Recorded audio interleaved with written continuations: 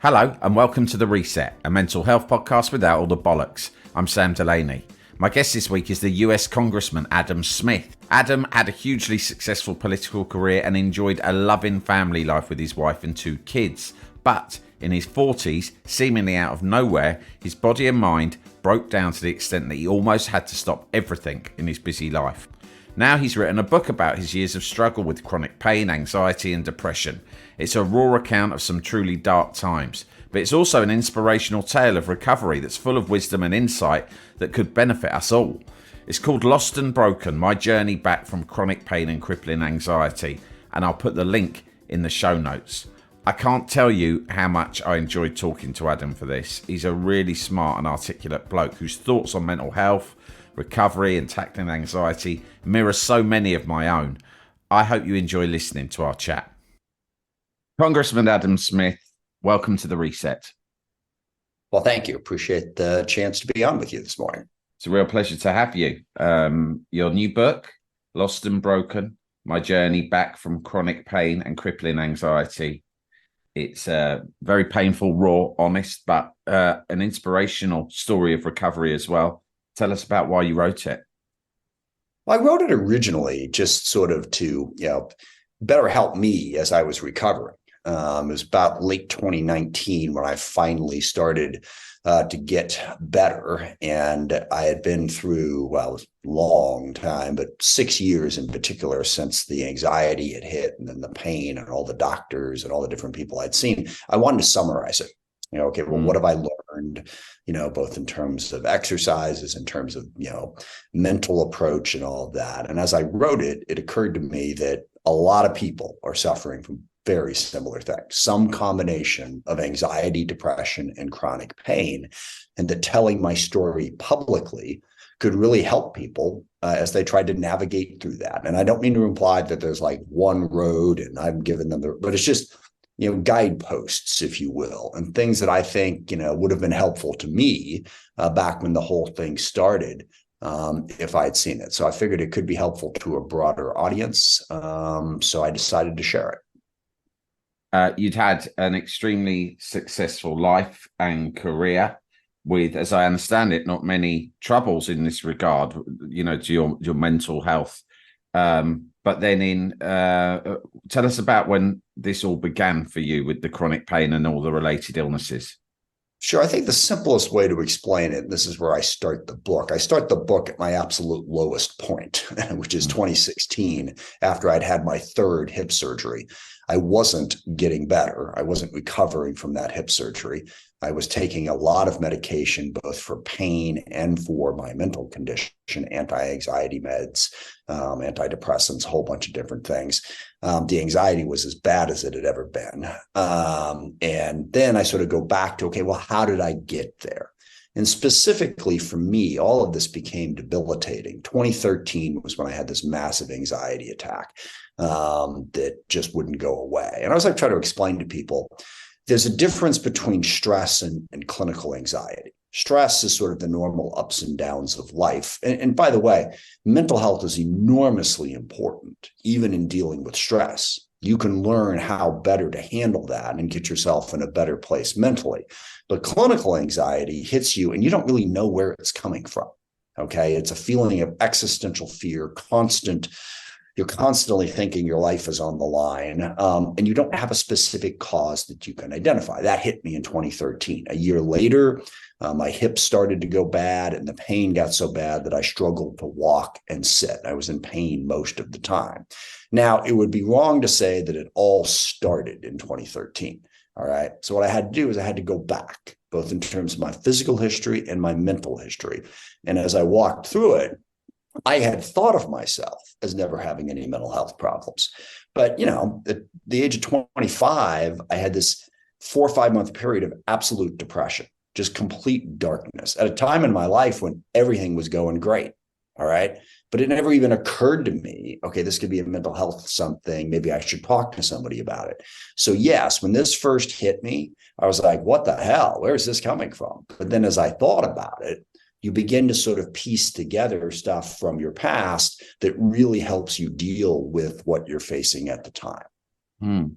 That's so familiar to me, and I think to a lot of people who listen to this, that idea that you didn't, it's not until you hit a big crisis that you start to almost audit the other stuff that's been going on, and you start to identify moments as far back as childhood that you did feel awful, but you kind of swept under the carpet, or you told yourself, oh, it's not that bad, or you refused to certainly label it with depression. I mean, when you were in your mid-20s, did you acknowledge it then as depression, or did you try and explain it in other ways to yourself? I did not acknowledge it as depression. I didn't. It was just weird. I didn't know what it was, and I just got through it. And that's a point that I make in the book. One of my major impediments to getting help, certainly we talk a lot about stigma, and that was there for me. It's like, I don't want people to know that I'm having this problem. But the other thing for me is, from a very young age, my concept of mental health, and this is unbelievably naive, was there's normal and then there's crazy. And you want to stay on the normal side of that line. And I simply determined, okay, I'm normal. I don't have to worry about mental health. All right. So it just wouldn't occur to me that I would have, quote, a mental health problem. I'm fine. All right. Whatever's going on is just, something that's in that normal category. And it's really helpful for people to understand that when it comes to mental health, it's not unlike physical health. All right. Yeah. I mean, I can think of an example. If you break your leg, okay, you've got a health problem. But it's also possible that, I kind of tweaked my ankle a little bit and I'm walking a little funny on it. Okay. Maybe that's something that just goes away. Maybe it's something that you need to pay more attention to. Well, your brain's the same way. It's not, you're not crossing over a line. It's like there's constant sort of maintenance and different things that you can do that can better help your long-term mental health. Do you think we as men struggle more to observe that in ourselves, acknowledge it in ourselves, and just kind of take care of ourselves in that sense, keeping an eye on our mood and our thoughts and our feelings? No, I think certainly, and I think this is changing generationally. Forgive me, I don't know how old you are, but I'm guessing you're a little bit younger than I am. But, there was a time when men didn't talk about their feelings, didn't talk about emotions. And I think that was a significant problem in terms of being able to deal with mental health, because one of the keys that I've discovered of several, you have to be honest with yourself about what you're feeling, about what is upsetting to you, what you feel guilty about, what you feel angry about. If you keep that stuff buried and try to pretend like it's not there, it can pop up in all kinds of problematic places. And as men, certainly growing up, I'm 58 years old, so I was born in the mid-60s. That was sort of part of that generation that, you tough it out. You don't talk about it. I think that's changing now. I think younger generations feel more comfortable talking openly about what they're feeling, which is an incredible positive. I don't really have the sociological background to know what's going on with your average, 25-year-old woman or your average 25-year-old man. My sense is that they're talking more about it. But if I had to guess, I would guess there is still more of a problem on the male side with being willing to discuss these issues. That's a bit of an overgeneralization. I'm sure there's some women who keep everything bottled up. I'm sure there's some men who are all day, I wouldn't necessarily put a gender label on it. I would just say it's good for everybody to be honest and open about what they're really feeling. But for you, it took a crisis in order to open your mind to that necessity, which is the same for me, same for so many men. It's such a shame that it takes us to almost be in a state of desperation before we open our mind to the idea of, maybe I can be honest about myself. And what did you discover? What were your biggest fears when you started to open up? Well, I think, and this is sort of the way to think about how mental health works.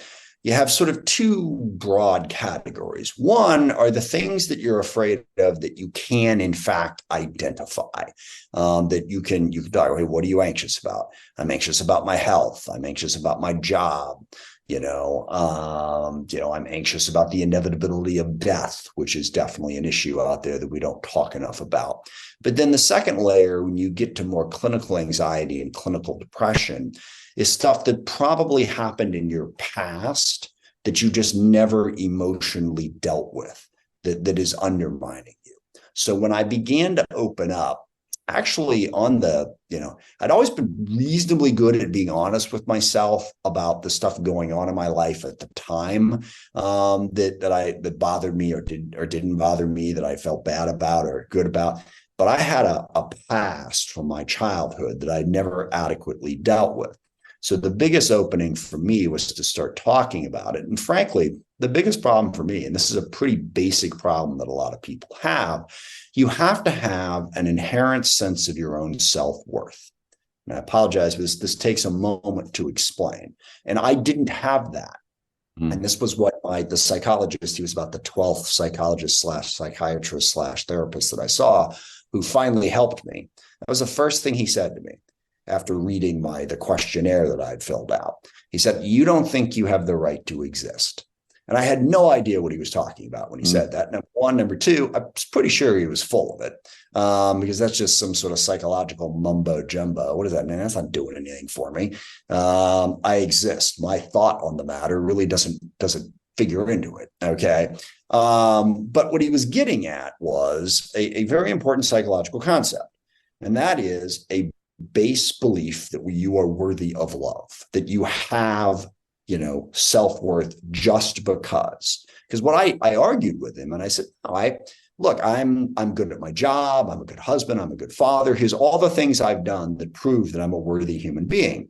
And he said, yeah, but that's not what I'm talking about. You don't get your self-worth from your deeds or your actions. You get it simply because you are human. And the reason that's important is if you are measuring your self-worth based on basically how good a person you are, however you individually define that.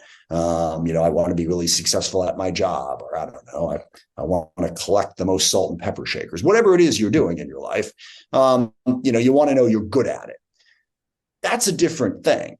And if you think that, or that you think your self-worth is dependent upon that, then you're in a bit of a problem, because that means if you aren't good, if you fail, if you screw up, if you do something wrong, then your entire existence is at stake.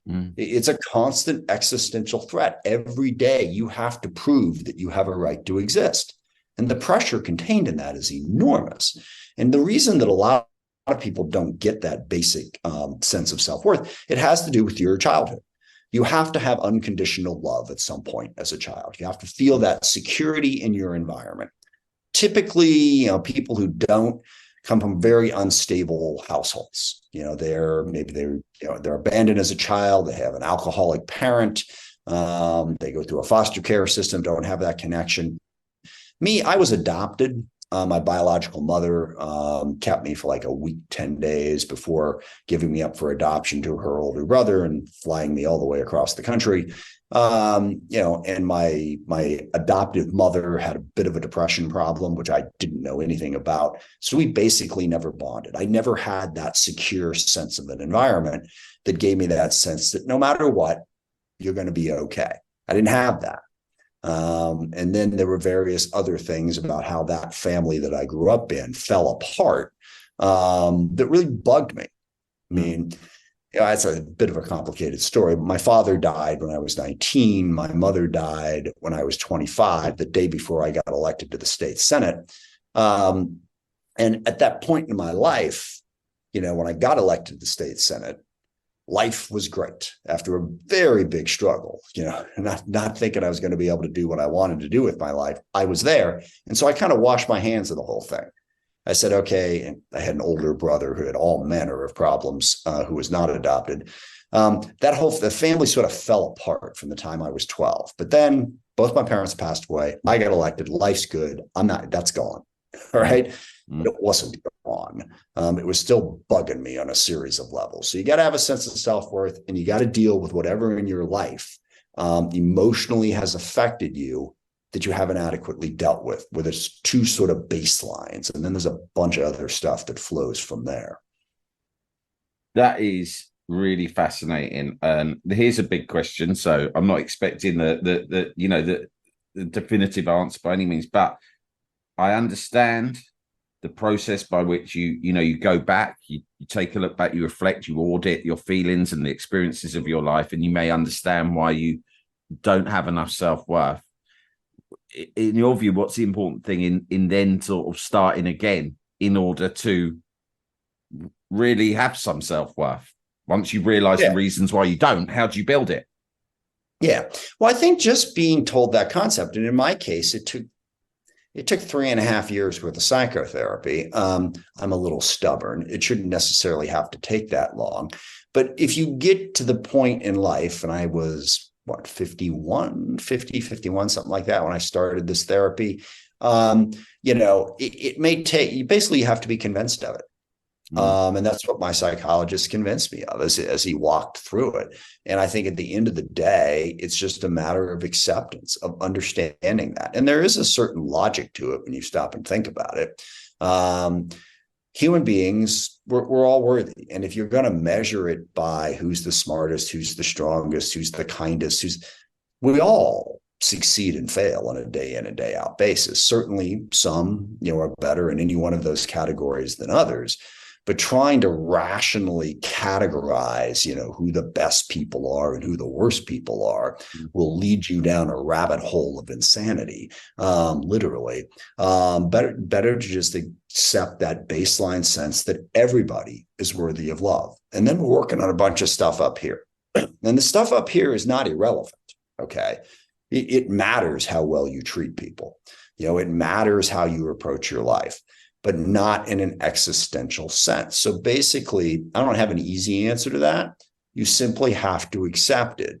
And then psychologists and other people are the ones who are really trained at how to get you to accept it.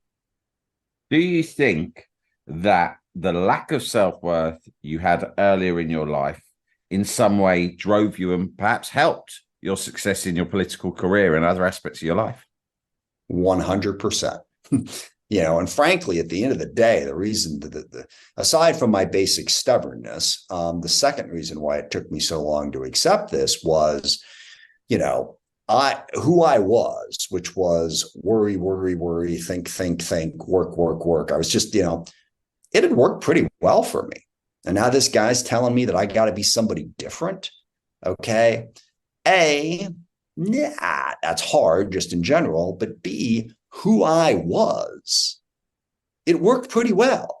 Okay, yeah, I'm kind of freaking out now, but I got to the point where I was successful. But what I discovered, and the best thing I discovered, was just because you gain that sense of self-worth, so you're not constantly driven, doesn't mean that you can't be successful.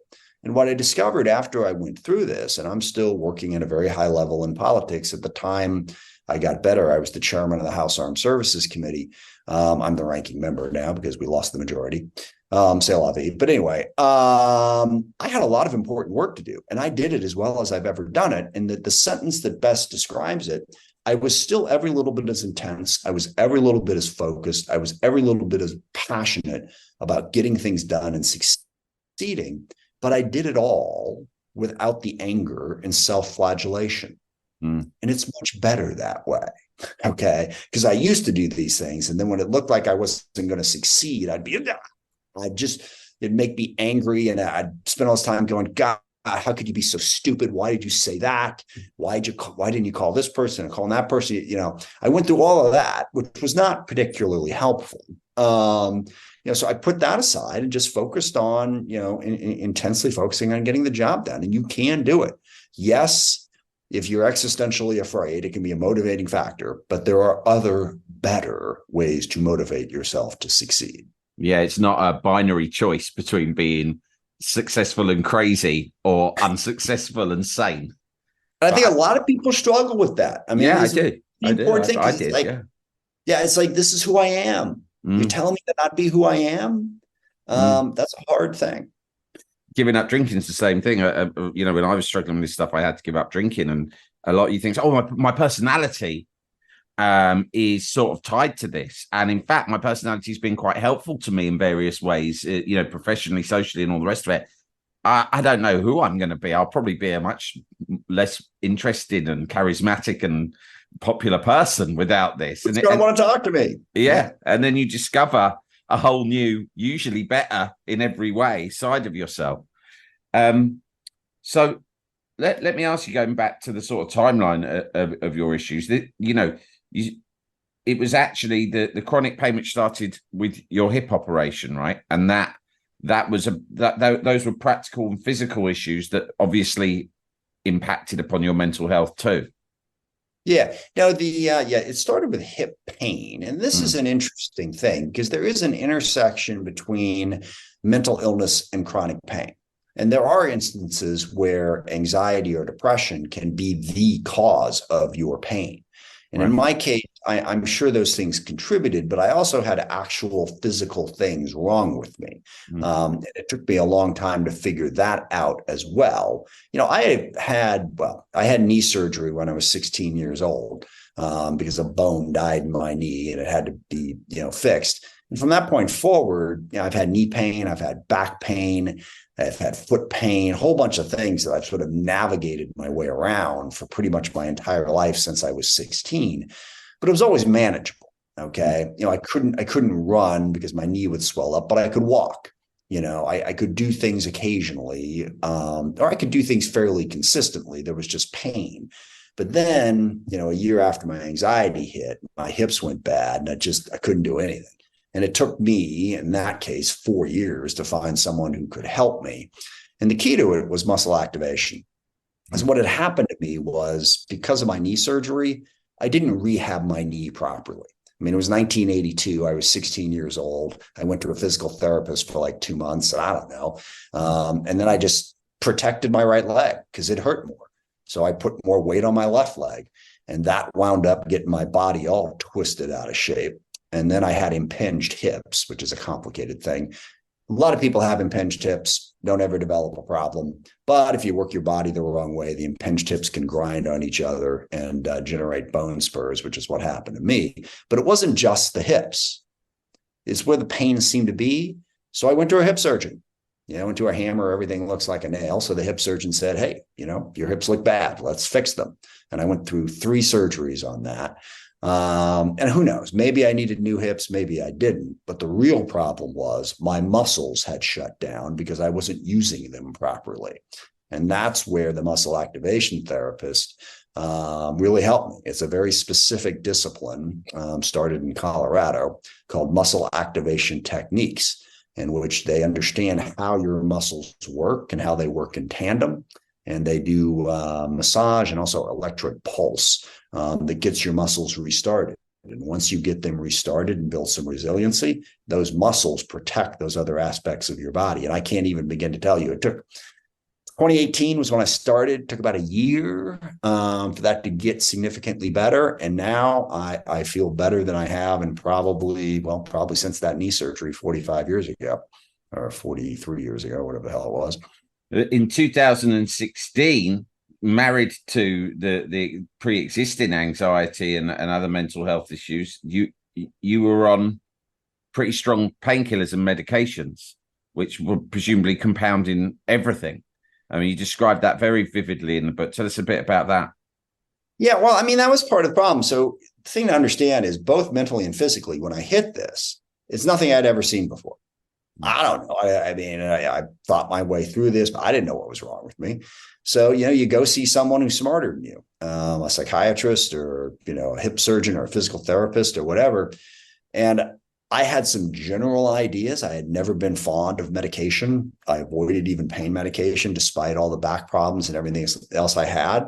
But I was lost. Okay. And the guy said, take benzodiazepine. This is the best example. The anxiety was really bad, and the psychiatrist, prescribed to me clonazepam. I had my first attack of anxiety in 2005. That was the first time I took clonazepam. And the thing about benzos is they work.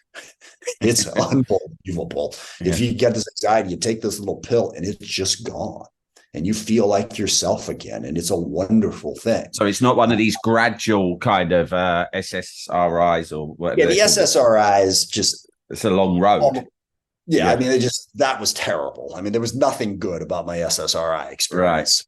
Right. It was horrific. But the benzos, first time, really cool. And they work for a little while, but you, build up tolerance. B, there are side effects, and C, all the benzo is doing is burying the problem further. And that problem will come out again. It cannot be buried. All right. I had buried it subconsciously for a long time, and now the drug's trying to bury it. And then once you get on one of these drugs, it is a bugger to get off of it. All right. Because as you titrate down, or if you come down too quickly, your body's reacting to the absence of the benzo in addition to the anxiety that you felt in the first place. I went on and off those things probably 5 or 6 times as I was struggling through this. And then I tried the SSRI, which didn't work hardly at all. And meanwhile, also I took tramadol and I took oxycodone to try to help with the pain. And that's fairly well documented in terms of the problems and challenges there. And it wasn't until I saw the psychologist who explained to me my basic self-worth, I saw the muscle activation therapist, and then I got off the drugs. But it took me a long time. I was April 5th, 2019 is when I took the last little cut up piece of clonazepam. And that's the last time I've taken any medication. And it has really helped. So there was a physical and a mental solution to these problems.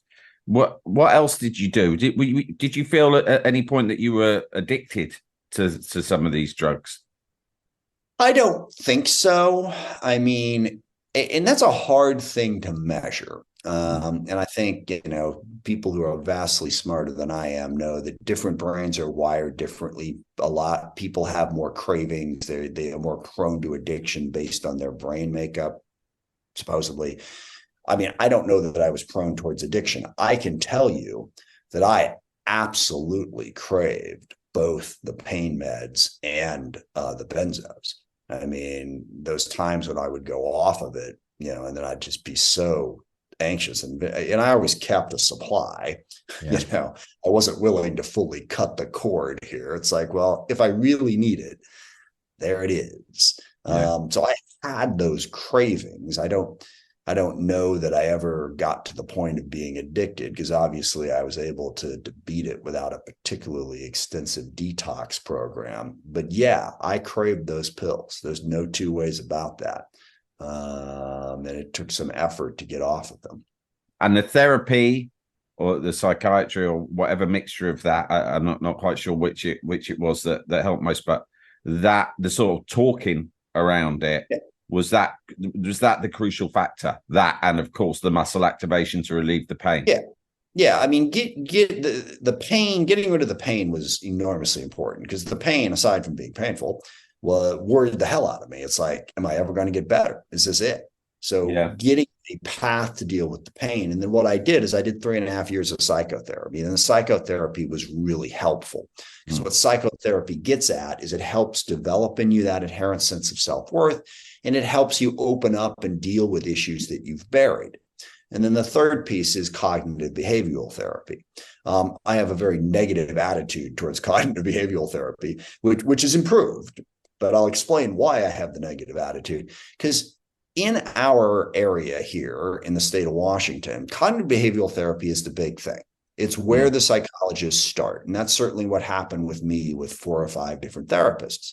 Cognitive behavioral therapy is teaching you how to better process what's going on in your life. It's this, on a scale of 1 to 10, how anxious. Well, let's start with this. So you're anxious. What are you anxious about? Let's talk through it. Okay. And let's figure it out. And then once you've identified what you're anxious about, let's say on a scale of 1 to 10, how anxious does that make you? Okay. Now, what are some strategies that we could do to reduce your anxiety about that thing? Okay. You're anxious about a test coming up. Well, if you found a study partner who you trusted, or, and then, okay, does that bring your anxiety down? And all of that is helpful. All right. But if you haven't dealt with your basic self-worth, and if you haven't dealt with issues that you're burying, it's not helpful at all. It just pisses you off. Okay.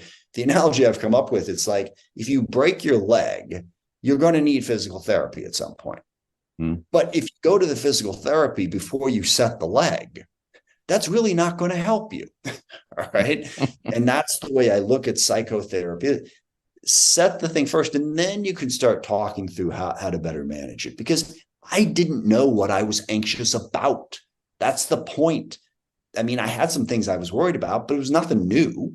Okay. It just all of a sudden was this existential, I can't get to sleep. I can't eat. My stomach's in knots. My heart's going a million miles an hour.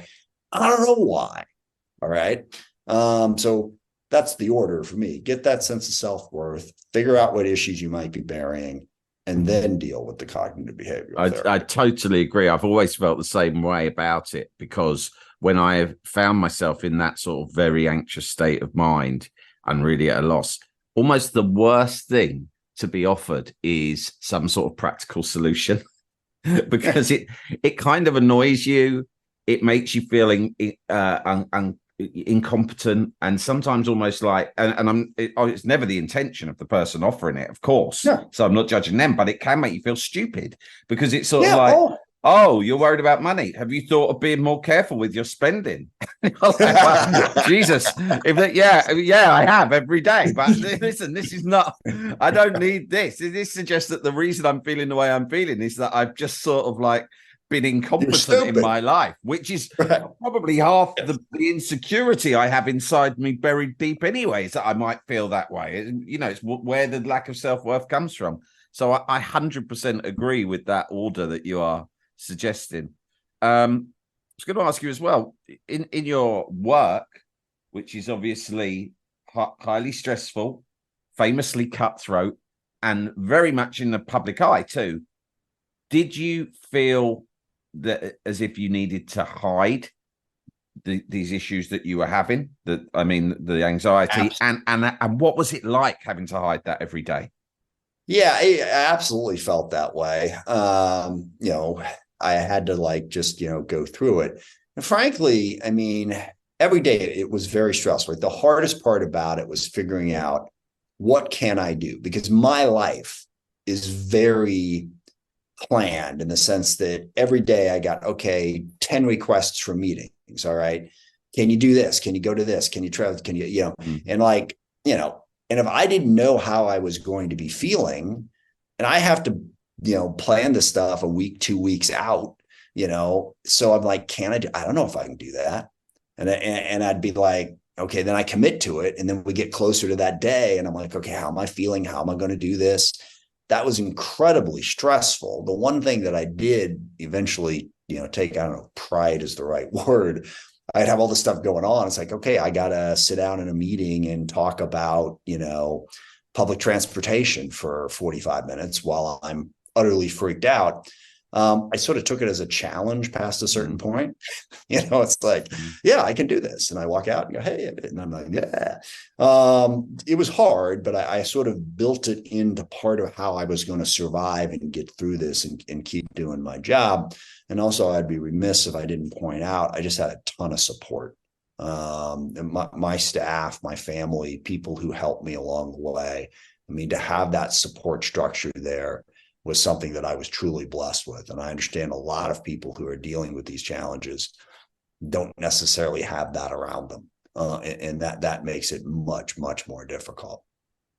Now, this is a British podcast, although we do have a large American audience as well. And I am interested in the problems in your healthcare system that I think your story has highlighted. Just read a great book that highlights a lot of the problem with the opioid crisis called Demon Copperhead. I don't know if you've read that, but I've heard of it. I'd like to try. It's a fascinating novel that kind of focuses on that. And so it's something that I'm very interested in. And also, of course, from a British point of view, we continually are fretful here that our healthcare system is slipping towards an American model, and then the NHS is constantly, in peril. So tell us about the issues that you feel were highlighted by your case in the US healthcare system. Yeah, I dedicate a chapter in my book on this. The biggest problem with the American healthcare system is the lack of access, and also the inconsistency of the access. You can have a job that has great health insurance and covers everything, and then you lose that job, move to another, then all of a sudden you don't have access anymore. Or what happens a lot of times as well, even if you keep the same job, keep the same insurance, the insurance company and a particular set of healthcare providers get into a conflict and they're not covered anymore. All of a sudden, the doctor you'd been seeing for 10 years is out of network and not covered. It is a patchwork quilt. Even in my own case, as a member of Congress with federal government healthcare, members of Congress don't actually have any better healthcare than your average federal employee, but federal employees have, decent healthcare. There were a lot of providers who didn't take insurance or weren't covered by my insurance. So someone would say, hey, you got to see this person. I'd go, well, they're not covered. I can't afford $200 a day to go see this person. So it is that inconsistency in the system in terms of what's covered and what's not covered. Now, I do point out in the book, even in a system like the British system or any single payer or universal access system, you don't get everything you want. And the biggest problem we have with healthcare is figuring out how to rationally ration it. All right. Nobody gets all the healthcare that they want unless they've got an endless supply of money and they can just pay whoever they want to pay. We have to make choices about what we're going to cover and what we're not going to cover. And in the US, we actually spend more money on healthcare in this country than any other country in the world. It's not even close on a per capita basis. But what are we spending on? I mean, just one issue that we don't really deal with is end of life care. If we brought our spending on end of life care down to what Great Britain spends on it, we wouldn't have a healthcare problem. Okay. But we certainly wouldn't have a Medicare problem. But there are tough decisions involved in that. Even deciding, who gets covered. And I know in Great Britain and a lot of single payer systems, you can't just say, okay, I need hip replacement, give it to me. Well, we'll see about that. I mean, there's always going to be decisions about what you pay for and don't pay for. And that's not anybody's fault. That's because of how complicated this all is. And then it's a matter of how do you put together as rational a system as you can in light of those difficulties. I want to end on a beautiful quote or idea from one of my favorite films, The Princess Bride. That is I think, title of your final chapter or penultimate chapter. And, it's a great thought that you map out that I think is helpful to all of us. And it's, what are my liabilities? What are my assets? Yep. Talk us through that idea. Yeah, long before I dealt with this, that's what I always, I always sum things up that way. In any given situation in life, I would say you've got three things going for you and three things going against you. Your job is to maximize the former and minimize the latter.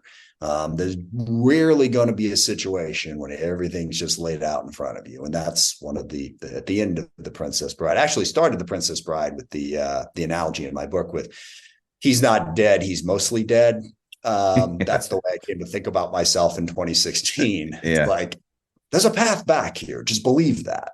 But I love at the end of the movie when they're trying to figure out how to storm the castle, and it's like, it looks bleak, because he hasn't recovered yet from being mostly dead. And they're a little bit outnumbered. But then he says, what are my assets? And I think that's a great way to look at any problem you face. You can spend a lot of time going, oh my gosh, I don't have this, I don't have that, I got that problem. But just spend a minute going, okay, what am I trying to accomplish?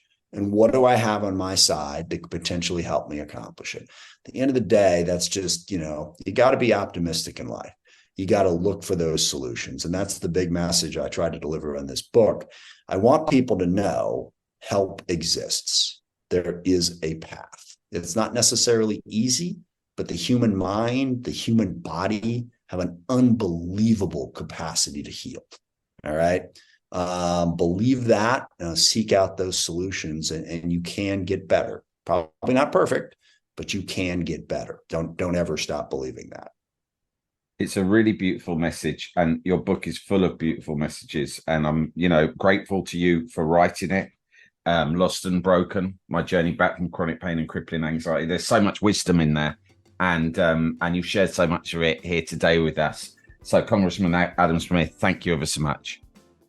Well, thank you. It was a great honor. I really, really enjoyed the conversation. Thank you. That was Congressman Adam Smith. What an enjoyable conversation. You can buy his book, Lost and Broken, on Amazon, and I'll put a link in the show notes.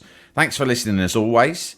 If you don't already, please consider supporting The Reset by upgrading to a paid subscription at samdelaney.substack.com. For $5 a month, you get early access to this weekly pod, access to the full archive of over 100 episodes, regular bonus podcasts, and exclusive newsletters from me too. Anyway, that's it for this week. Until next time, be lucky and don't let the dickheads get you down.